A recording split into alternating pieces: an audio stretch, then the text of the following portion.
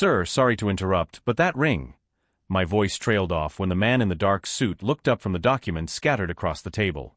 My mother had one just like it. The silence that followed was deafening. The fork with grilled salmon stopped halfway to his mouth. His blue eyes, which seconds before had seemed tired, now pierced me with an intensity that made my stomach churn. What did you say? His voice came out hoarse, almost a whisper. I should have kept my mouth shut. 3 years of waiting tables at Meridian, one of Manhattan's most expensive restaurants, and I had never broken the basic protocol of not initiating personal conversations with customers. Especially not with someone like Adrian Keller, the tech billionaire who had requested a private table and no disturbances. But that gold ring with a teardrop-shaped emerald surrounded by small diamonds was impossible to ignore. Identical to the one my mother had worn on her right ring finger for as long as I could remember.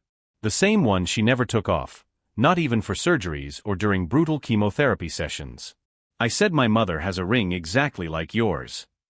I tried to keep my voice steady, but my heart was pounding. Same design, same position. I've asked her about its origin my whole life, but she never tells me. Adrian Keller dropped his fork. The metallic clang against the plate echoed through the empty VIP area like a gunshot. His hands, which I had noticed were perfectly manicured, began to tremble slightly. What is your mother's name? The question came out low, but laden with an urgency that did not match his businesslike demeanor. Julia. Julia Santos. I hesitated. Why are you asking? Do you know my mother? Then something happened that I never imagined I would see. Adrian Keller, a man who, according to Forbes magazine, was worth $4.2 billion, turned completely pale. His right hand flew to his chest, as if he were having difficulty breathing. Thomas. His voice exploded through the restaurant. Thomas. A man in a gray suit appeared out of nowhere, apparently a security guard or personal assistant. Tall, broad, with a scar on his forehead and the look of someone who wouldn't hesitate to break bones if necessary. Yes, Mr. Keller. Escort this waiter out. Now. Adrian didn't take his eyes off me, but there was more than anger in his expression. There was fear. My name is Victor Santos. 24 years old, night shift waiter for 3 years, business student during the day when I can attend classes. My life has always been simple: work to pay the bills, study for a better future, and take care of my sick mother. Julia Santos, 48 years old, had been diagnosed with advanced breast cancer 6 months ago. The medical bills were astronomical, even with health insurance. I worked double shifts whenever possible, sometimes serving lunch and dinner on the same day, to get the tips I needed to supplement my minimum wage. I never imagined that a simple question about a ring could result in being escorted out of a restaurant by a private security guard. Wait, I tried to protest when Thomas grabbed my arm with unnecessary force. I just asked about the ring. What's wrong with that? Adrian stood up abruptly, knocking over his chair. For a moment, I thought he was coming over to talk to me, to explain his reaction. Instead, he pulled out his phone and dialed quickly. I need information about a Julia Santos. Now. Yes, it's urgent. His voice was shaking. Find everything you can. Address, history, family. He paused, looking directly at me. And find out if she has a child. The blood froze in my veins. Thomas was already pulling me toward the exit when I heard Adrian shout one more thing into the phone, and check if there's a birth record for a child born between 1999 and 2000. Father's name. Leave that blank. The restaurant door closed behind me with a definitive thud. There I was, on the cold December sidewalk, completely baffled by what had just happened. But one thing was certain: that man knew my mother. And his reaction suggested that there was much more to this story than just a family ring. As I walked down the street trying to process the last 10 minutes, one question hammered in my head: why did a billionaire I had never seen before react as if I were a ghost from the past? If you're enjoying this story of family mysteries and secrets from the past, don't forget to subscribe to the channel, because what I discovered in the next 24 hours would change my life forever. And the call I received that same night proved that a few simple questions can open doors that have been locked for more than 2 decades. The call came at 2 in the morning. Victor Santos. The voice was deep, professional. My name is Thomas Beck. I work for Mr. Adrian Keller. He would like to talk to you tomorrow. I was awake anyway, reliving the events of the night at the restaurant. Talk about what?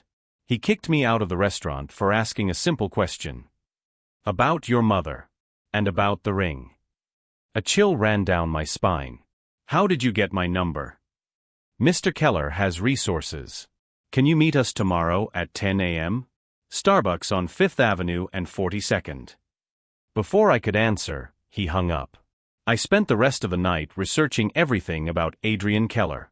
Forbes, Wikipedia, interviews, technology articles.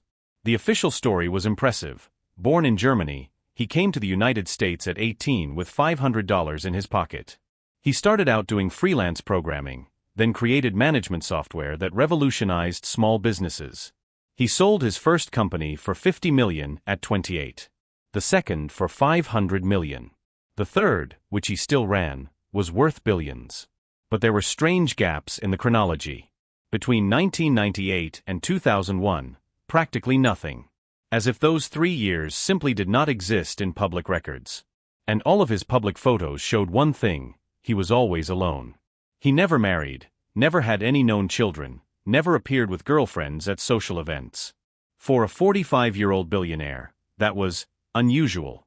The next morning, I arrived at Starbucks 10 minutes early. Thomas Beck was already there, sitting at a corner table, wearing a dark suit and standing at attention. He was even more intimidating in the daylight. "Sit down," he said when I approached. It wasn't an invitation. "Where's your boss?" "He'll be here soon. First, I need to know a few things." He placed a small tape recorder on the table. "When did your mother arrive in the United States?" "Look, I don't know what game you're playing, but 1999 or 2000? His voice cut off my objection. Something in his intensity made me answer. 2000. January 2000. She was pregnant with me. Thomas made a note. And before that? Where was she? In Italy. Taking care of my dying grandmother. I furrowed my brow. Why does that matter? Did your mother ever mention meeting someone here before she went to Italy? I hesitated. My mother had always been secretive about her past, but there were clues. Photos cut off where you could see a man's arm. A specific song that made her cry. And that ring she never took off. Maybe. She never spoke openly about it, but I stopped when I saw Adrian Keller approaching. He looked different from the night before. Still elegant, but there was a fragility in his movements, as if he had slept little. Or not at all. Victor. He sat down in the remaining chair, studying my face with an intensity that made me uncomfortable. "Thank you for coming. It doesn't seem like I had much choice." A small, humorless smile. "Fair enough. I'll be direct. I believe I met your mother 25 years ago. I believe you both disappeared from my life in the most painful way possible. And now, 25 years later, you show up serving in a restaurant using her last name, asking about a ring I gave to the woman I loved and lost." The world stopped. "You gave that ring to my mother?" "If your mother is Julia Santos, then yes." Adrian held out his left hand, showing the gold ring with an emerald. "We bought a pair. She took one, I kept the other. It was our promise." "A promise of what?" "That we would come back to each other." His voice was heavy with old pain. "She had to go to Italy when her grandmother had a stroke. She promised to come back in 6 months. I promised to wait." Thomas leaned forward, watching my every reaction. "And did she come back?" "I don't know." Adrian closed his eyes briefly. "In December 99, I got a job offer that would change my life. But it meant changing apartments, phone numbers, everything. I left a message with the doorman, notes with neighbors. When she came back, she'd know how to find me. But she didn't. Apparently not. And he paused, struggling for words. I spent 2 years looking for her. I hired investigators, went through every immigration record, every Julia Santos I could find. Nothing. Eventually, I assumed she had decided to stay in Italy, that she had moved on. A knot formed in my stomach. And now you find out she's been here all along. Victor, I need to ask you something that will sound invasive, but that will change everything for the three of us." Adrian leaned forward. When is your birthday? March 15, 2000. The silence that followed was deafening. Thomas slowly lowered the recorder. Adrian closed his eyes, breathing unevenly. March 15th, Adrian repeated, more to himself. 9 months after June 99. What are you talking about?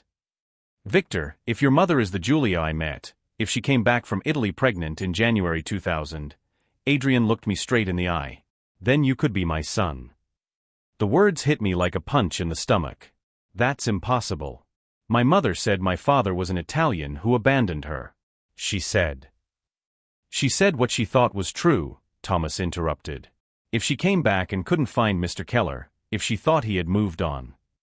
She made up a story, Adrian finished. To protect you.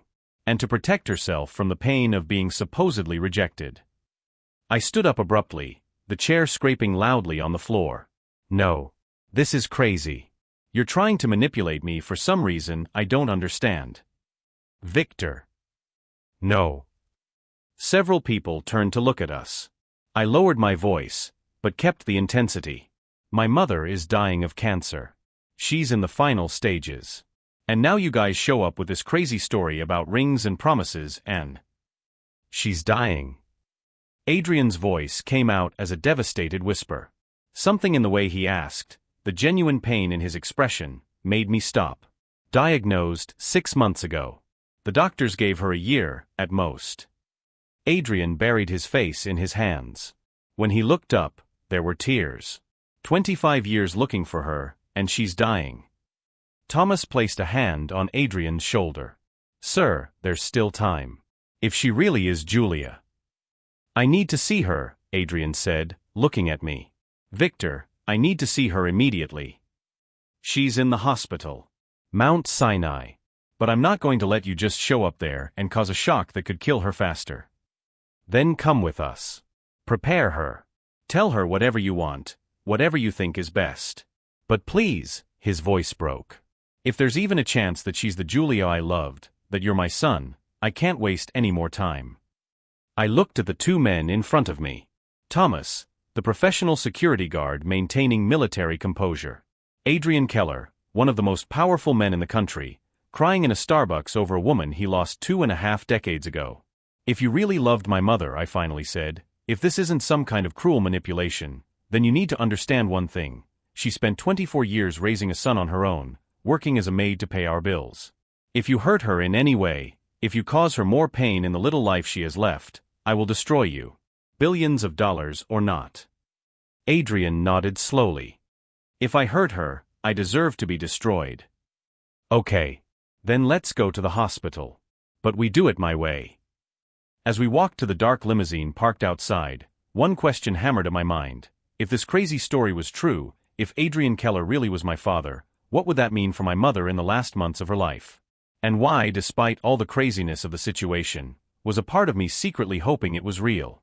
The truth was waiting in room 407 at Mount Sinai. And none of us were prepared for what we would discover when the elevator doors opened. The trip to Mount Sinai was tense. Adrian didn't say a word during the 20 minutes in Manhattan traffic, just stared out the window with a distant expression. Thomas drove in professional silence. I kept going over in my mind how I would explain to my dying mother that a billionaire stranger claimed to be the lost love of her youth. And possibly my father. She's in room 407, he said when we arrived at the hospital. But before you go up, you need to understand one thing. The cancer is advanced.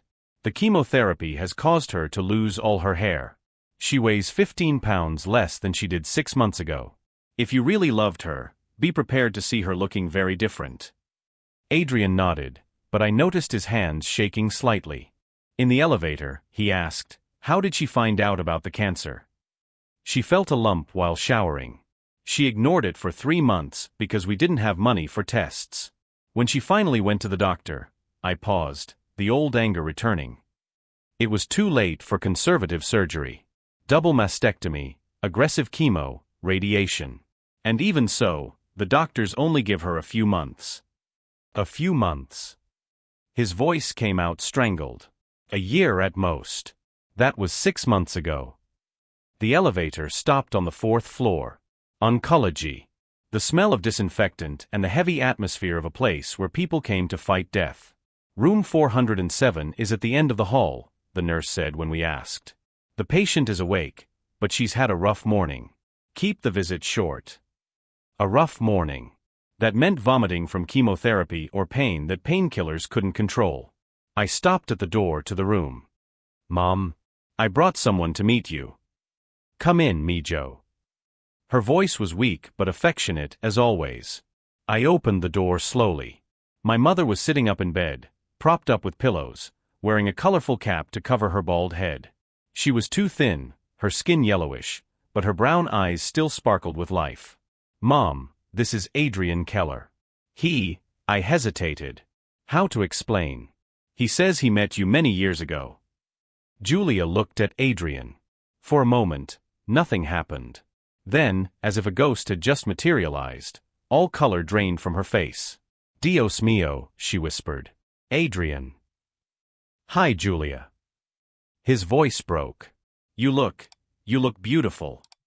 It was a kind lie. She was ravaged by illness. But in his eyes, I could see that he truly saw the 23-year-old woman he had loved. No, I'm not, she laughed nervously. I'm bald and look like a skeleton. But you, her eyes filled with tears. You look exactly as I remembered. Maybe a little gray hair, but the same blue eyes. Adrian slowly approached the bed. May I? He pointed to the chair beside it.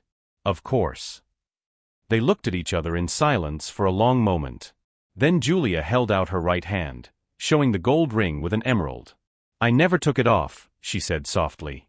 Adrian showed him his. Neither have I. I'll leave you two to talk, I said, heading for the door. No, Victor. My mother held my hand with surprising strength. Stay, please. I sat in the corner of the room, watching two strangers who clearly knew each other intimately. Why didn't you come back? Adrian asked, his voice full of pain. I waited 2 years. I looked everywhere for you. I came back, Julia replied, tears streaming down her face. In January 2000. I went to your apartment. The landlord said you had moved out in December. No new address. Your phone was disconnected. I left a message. I told him to give you my new number.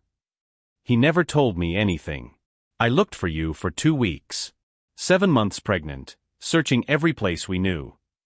The word pregnant hung in the air like a bomb. 7 months. Adrian did the math quickly. July of 99. I found out I was pregnant a month after I arrived in Italy. I wanted to tell you, but international calls were too expensive, and my nana was dying. I thought I'd tell you when I got back. But when you came back, I was gone. And I was alone, pregnant, with no money, nowhere to live. Julia looked at me. So I made up a story about an Italian guy who abandoned me. It was easier than explaining that the man I loved had disappeared. The room fell silent except for the constant beeping of the medical equipment. Julia, Adrian whispered. Is Victor my son? Look at him, Adrian. The same blue eyes. The same stubborn jaw. The same way of frowning when he's thinking. I stood up abruptly. I'll go get some coffee. Victor, wait. I need some fresh air. I left the room quickly, passing the nurses and the medical station, until I reached the end of the hallway where there was a small empty waiting room. I sat heavily in a plastic chair, burying my face in my hands. 24 years. 24 years working double shifts to help support my single mother. 24 years listening to her say that my father was a coward who abandoned her when she was pregnant. 24 years wondering what it would have been like to know him. And now I found out he had been here all along. Rich, powerful, able to pay for all the medical treatments we couldn't afford. Able to have given my mother a completely different life. Able to have given me a father. Victor. Thomas had followed me. Are you okay? No, I looked at him. I'm not okay. My mother is dying. I've discovered that my father is a billionaire who has been miles away my whole life, and now I don't know what to feel. Thomas sat down in the chair next to me. Can I tell you something? I nodded. Mr. Keller never married. He never had children. He never found anyone who could compare to the memory of Julia. For 25 years, he carried that loss like an open wound. And me. If you really are his son, you're the dream he never knew he'd lost.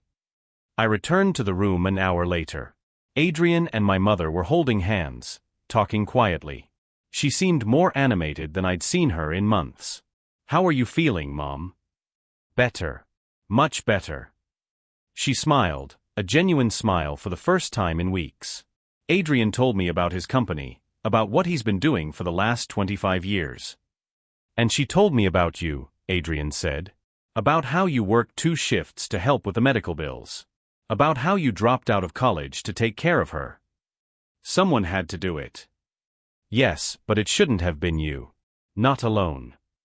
At that moment, Dr. Martinez entered the room. "How is our patient?" She paused when she saw Adrian. "Oh, I'm sorry. I didn't know there were visitors." "Dr. Martinez, this is Adrian, an old friend," my mother said. The doctor nodded politely, then turned to me. "Victor, can I talk to you in the hallway? About the results of the latest tests." My stomach sank. Results were never discussed in the hallway unless they were bad. "Sure." In the hallway, Dr. Martinez closed the door behind us. "The tests show accelerated progression of the disease. The cancer has spread to the liver and lungs faster than we anticipated." "What does that mean?" "It means we may not have a year, Victor. We may have a few months. Maybe less." The world spun. "Is there anything we can do?" "There's an experimental treatment being tested at Sloan Kettering. Immunotherapy combined with gene therapy. But," she hesitated, "it costs $200,000. Insurance doesn't cover experimental treatments." $200,000. More money than I would earn in 5 years waiting tables. How long do I have to decide? Days. A week at most. After that, she'll be too weak for the protocol. I returned to the room with shaky legs. Adrian and my mother stopped talking when they saw my expression. "What did the doctor say?" my mother asked, already knowing it was bad news. I told them about the progression of the disease. About the experimental treatment. About the cost. The silence that followed was heavy. $200,000, my mother repeated slowly. "Mijo, you know we don't have that kind of money." "I'll pay," Adrian said immediately. "No," my mother shook her head. "I can't accept that. You already disappeared from my life once. I'm not going to be a burden now." "Julia, you've never been a burden. And if Victor really is my son," he looked at me, "then I've lost 24 years. I'm not going to lose you too." I watched the 2 adults who had lost so much time arguing about money while the time we had left was slipping through our fingers. It was at that moment that I made a decision that would change everything. "We'll do the DNA test first," I said firmly. "Before anything else. We need to be sure." "Victor," my mother began. "No, Mom. If he's my father, then he has a right to help. If he's not, then we can't accept money from a stranger out of pity." Adrian nodded. "I agree. Thomas can arrange the test today. Results in 48 hours. What if it's positive?" I asked. "Then we pay for the treatment. And you never work as a waiter again unless you choose to." "What if it's negative?" Adrian hesitated. "I'll still offer help. As a friend who wants to make a difference." I looked at my mother, thin and fragile in her hospital bed. Then at the man who could be my father, with the resources to save her life. "Okay. We'll do the test." What none of us knew at that moment was that the DNA results would reveal much more than paternity. They would reveal a truth that had been buried for 25 years, a truth that some people would do anything to keep secret. And when that truth finally came to light, we would discover that our reunion was not just a coincidence. It was the result of a carefully orchestrated lie that was about to unravel spectacularly. The results arrived by email 47 hours later. Thomas called me at 7 in the morning. "Victor, Mr. Keller would like us all to be present when we open the results. Can you be at the hospital in an hour?" My mother was awake when we arrived at room 407. Adrian was already there, sitting beside her bed, the 2 of them talking quietly like old lovers reunited. It was strange to see them together, as if 25 years had dissolved overnight. "Ready?" Adrian asked when I entered. I nodded. Thomas opened the sealed envelope, read it silently first, then looked at the three of us. Probability of paternity, 99.9%. The silence that followed was filled only by the steady beeping of the medical monitors. "So it's true," my mother whispered, tears streaming down her face. "Victor, son, you've found your father." Adrian slowly got up, walked over to where I was standing, and for the first time in my life, my father hugged me. 24 years, he murmured. "I lost 24 years with you." But something wouldn't leave me alone. While they celebrated the confirmation, a question hammered in my head. How did two adults in love simply lose each other in a city? How could neither of them find the other for 2 whole years? "Adrian," I said when we broke apart from the hug, "I need to understand something. You said you left a message with the building superintendent. What was his name?" "Mr. Kovac." "Why?" "And my mother said he claimed you didn't leave an address. That doesn't make sense." Adrian frowned. "I left my new phone number, address, even the name of the company I was working for. I told him to write everything down." I looked at my mother. "Mom, are you sure you asked the right doorman?" "Of course I did. An old European man, always grumpy. He said Adrian left without leaving anything." "Kovac was Czech, about 70 at the time," Adrian confirmed. "He was always rude, but reliable." "Someone was lying," I said slowly. "The question is who and why." Thomas, who had remained silent, leaned forward. "Mr. Keller, do you still have contacts from the old building?" "Probably not. It was 25 years ago." "Leave it to me. I can get records." 2 hours later, I was at the hospital thinking while my mother underwent tests for the experimental program when my phone rang. "Victor." It was Thomas. "I found something interesting. The building where Mr. Keller lived was purchased in 2001 by an investment company, Devine Holdings. And Devine Holdings belongs to Richard Devine. He is the majority partner in the company where Adrian works now." I knew that name from the articles I had read. He's practically Adrian's career godfather. Exactly. And here's the interesting part. Richard Devine owned several properties in Manhattan as early as 1999, including some close to the building where Mr. Keller lived. A chill ran down my spine. "Are you suggesting he knew my father back then?" "I'm suggesting it's worth investigating." I hung up and stared out the hospital window. Richard Devine. I had seen photos of him in business magazines. A man in his 60s, always impeccably dressed, known for his strategic mind and long-term vision. Also known for his total dedication to business and for never allowing anything to interfere with his investments, including his protégés' romantic relationships. I returned to the room where Adrian was waiting for my mother's test results. "Adrian, may I ask how you met Richard Devine?" He looked surprised. "Richard? He was the one who offered me the job at the startup in December '99. Why do you ask?" "How did he know about you?" "Well, I was doing some freelance programming work. Small projects for local companies. Somehow, my work reached him, and he offered me an opportunity at the company he was funding." "And you didn't find it strange that a billionaire investor would be interested in a novice programmer?" Adrian hesitated. "At the time, I thought it was luck. Richard said he was impressed with my potential, that he wanted to give me a chance to grow without distractions." Without distractions. He was always very focused on productivity. He said that personal relationships could compromise dedication to business. The pieces were starting to fit together in a way that made me angry. "Adrian, did Richard know about my mother?" "He knew I was dating someone seriously. In fact, he didn't like the idea." Adrian paused, a slow understanding crossing his face. "Actually, he even said it would be better for my career if I focused entirely on work." "And when my mother went to Italy?" "Richard was the one who convinced me to take on more hours, more projects. He said it was a unique opportunity to prove my worth while I was temporarily unattached." Blood boiled in my veins. "And the move to a new apartment?" "That was his idea. He said it would be more convenient to live closer to the office." He even found the apartment and paid the deposit. He controlled your entire life, Adrian. He made sure you were too busy and too far away to meet my mother when she returned. Adrian turned pale.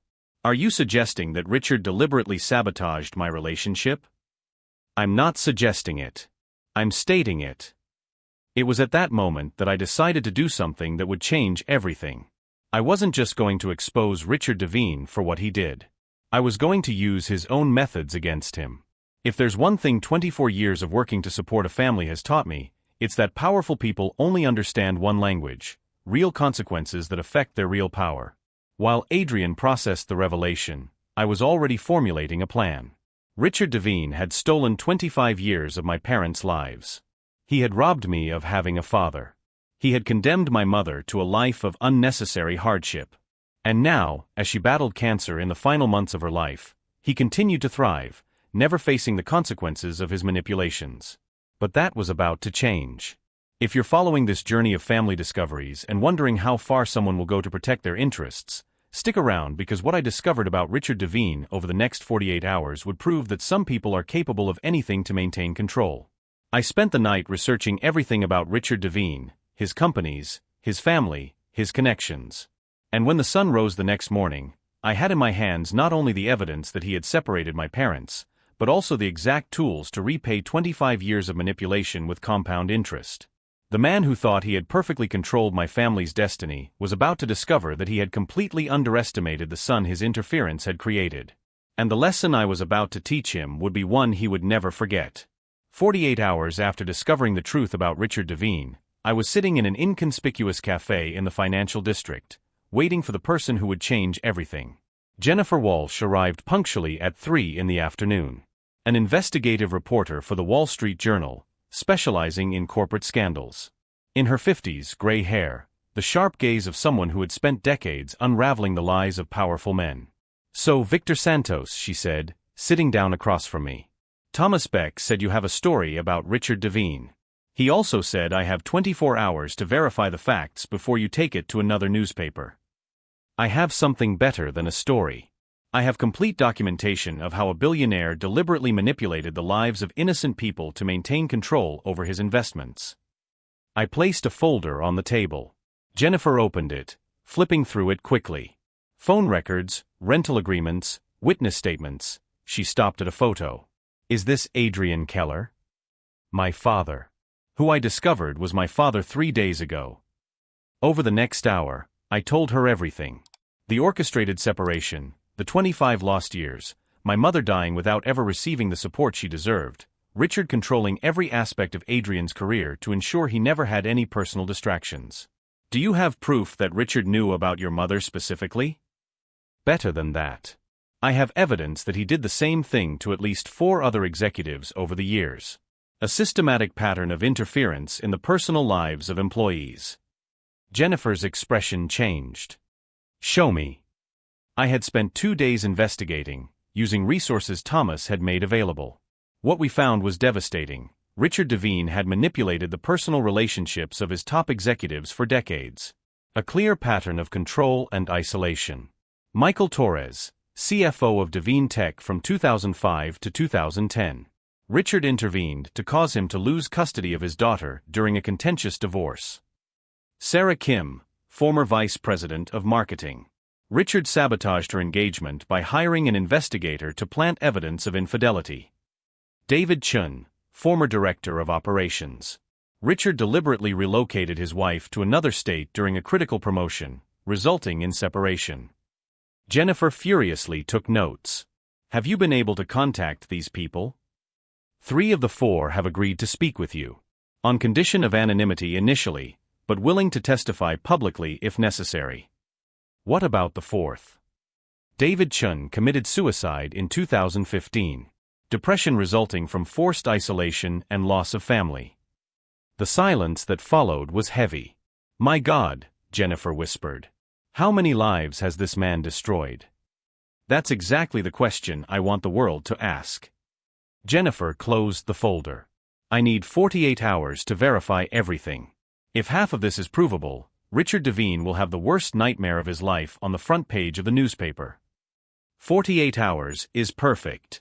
I have one last piece of the puzzle to put in place.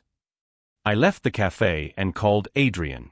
Do you have a meeting scheduled with Richard tomorrow? Yes, our monthly strategy meeting. Why? I need you to do something for me. For us. For my mother. The next morning, Adrian walked into Richard Devine's office with a digital recorder discreetly clipped to his chest. The plan was simple: confront Richard with what we knew and record his reaction. What we didn't expect was that Richard was already waiting for us. Adrian, my friend, Richard said when my father entered the room. Did you bring company? I was hiding behind the office door, but Richard knew exactly where I was. Come in, Victor Santos. Or should I say, Victor Keller. My blood ran cold. How did he know? Oh, you thought you could investigate my life without me noticing? Richard smiled, but there was no humor in his expression.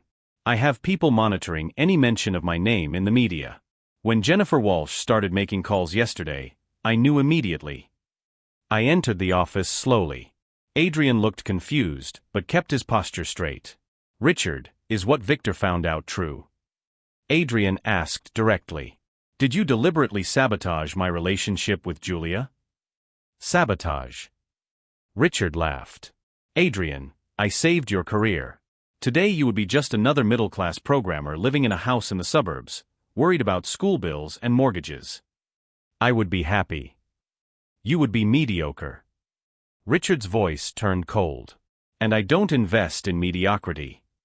So you admit it, I said, discreetly activating my own recorder. You intentionally destroyed our family. I built an empire. And if some people's feelings got hurt in the process, well, those are the tough decisions that separate visionaries from dreamers. It was exactly the confession we needed. You destroyed lives, Richard. David Chun is dead because of you. David Chun was weak. As you would have been if I had allowed that Italian girl to distract you. That Italian girl is my wife now. And she's dying of cancer as we speak. For the first time, I saw a crack in Richard's facade. Dying. Terminal. A few months to live. Adrian's voice trembled. 25 years lost, Richard. 25 years I could have spent with my family, and now it's too late. Well, Richard hesitated, clearly not expecting this information. That's unfortunate. Unfortunate. I exploded. My mother spent 24 years working as a maid to support me. Alone. Because you decided to play God with our lives. I built a legacy. You built a mausoleum, I interrupted. Filled with the corpses of the lives you destroyed along the way. It was at that moment that the office door opened. Thomas Beck entered, followed by two men in suits I didn't recognize. Mr. Devine, Thomas said formally, these are FBI agents. They have some questions about your business practices. The color drained from Richard's face. The FBI? What are you talking about? Criminal interference in the personal lives of employees, coercion, possible manslaughter in the case of David Chun, one of the agents listed. We have a warrant to seize all your corporate records. Richard looked at me with pure hatred. You. Me. You thought you could control lives like pieces on a chessboard. But you forgot one thing, Richard. Some pieces eventually learn to play their own game. You have no idea what you've just done. I'm going to destroy you. I'm going to destroy your family. No, you're not. I took out my phone, showing him the screen. Jennifer Walsh is publishing the story about you in 2 hours. With a full audio recording of this conversation, including your confessions and threats you just made. In addition, Thomas added, the board of directors of Devine Holdings has called an emergency meeting for this afternoon. It appears that some major shareholders have received troubling information about management practices. Richard leaned on the table, finally understanding the extent of what was happening. You orchestrated all of this. Just as you have done to us for 25 years. The difference is that our manipulations are aimed at justice, not power. The agents approached Richard. Mr. Devine, we need you to come with us to answer some questions. As they escorted him out of the office, Richard looked at me one last time. This isn't over. For you, it ended a long time ago. You just didn't know it yet. Adrian and I were left alone in the office Richard had built as his throne room. Through the glass windows, we could see Manhattan stretching out below us. 25 years, Adrian murmured. If I had known what he was doing. You would have done the same thing you did today. The right thing. My phone rang. It was Jennifer Walsh. Victor, the story goes out in an hour. Richard Devine won't be able to eat at any decent restaurant in Manhattan after that. What about the other victims? They've all agreed to speak publicly. Michael Torres is flying in from Chicago especially to do an interview with CNN tomorrow. Sarah Kim has hired a lawyer to sue Richard for emotional distress. This is going to be bigger than we imagined. I hung up the phone and looked at Adrian. Ready to go back to the hospital? I'm sure my mother will want to know how our little family reunion ended. Our family reunion, he repeated, smiling for the first time in days. As we left the Devine Holdings building for the last time, I couldn't help but think that Richard Devine had spent decades building an empire based on control and isolation.